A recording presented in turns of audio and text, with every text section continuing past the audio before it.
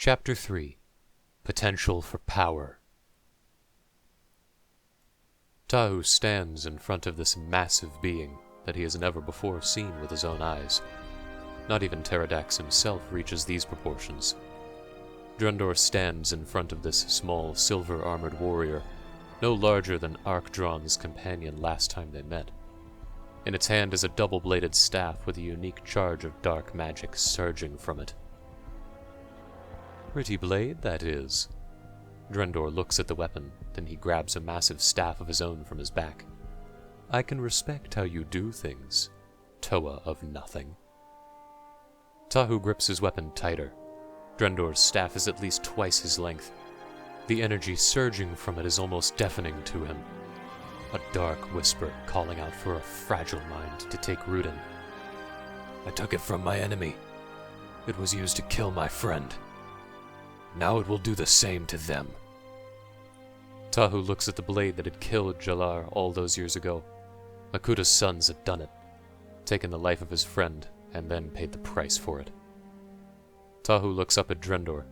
A dangerous thought has started to develop within him. Our world has been taken over by a former servant of the Mata Nui, Makuta Teridax.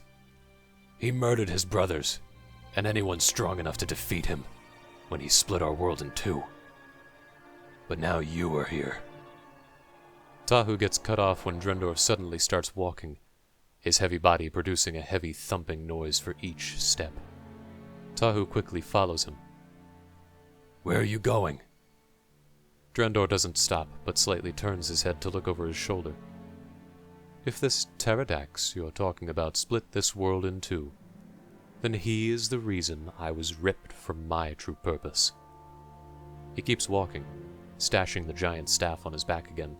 Now that Tahu is behind the giant Dark Lord, he can clearly see the jagged spine running down Drendor's back, and the slick, black fabric-like scarf flowing down his body. What are you intending to do? You can't just walk up to him. He'll destroy you like every other being that tried. Tahu senses that reasoning with this new being might be useless, but there is potential for a brighter future if he can win over Drendor to his side. Drendor suddenly stops. I intend to talk to him. Tahu walks up in front of him. And if he doesn't want to listen to what you have to say... Drendor tilts his head a bit, trying to figure out what this Toa is trying to say.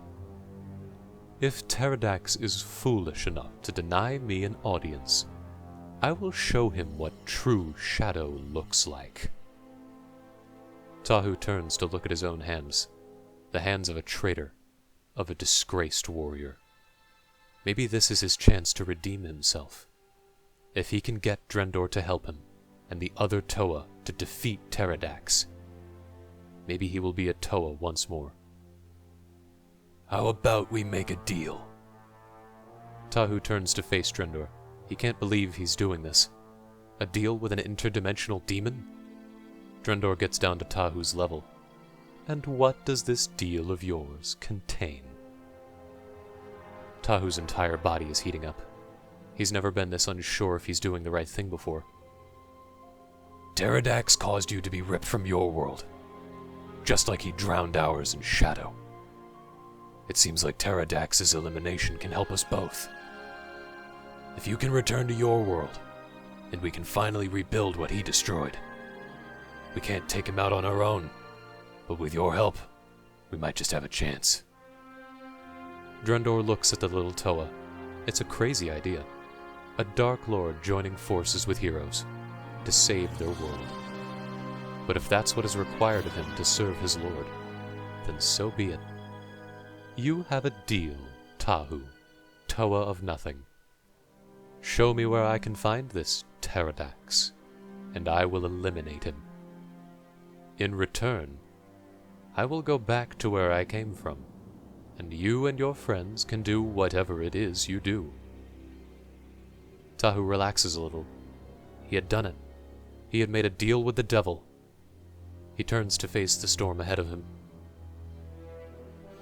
It is time that I rejoin my brothers. Destiny awaits.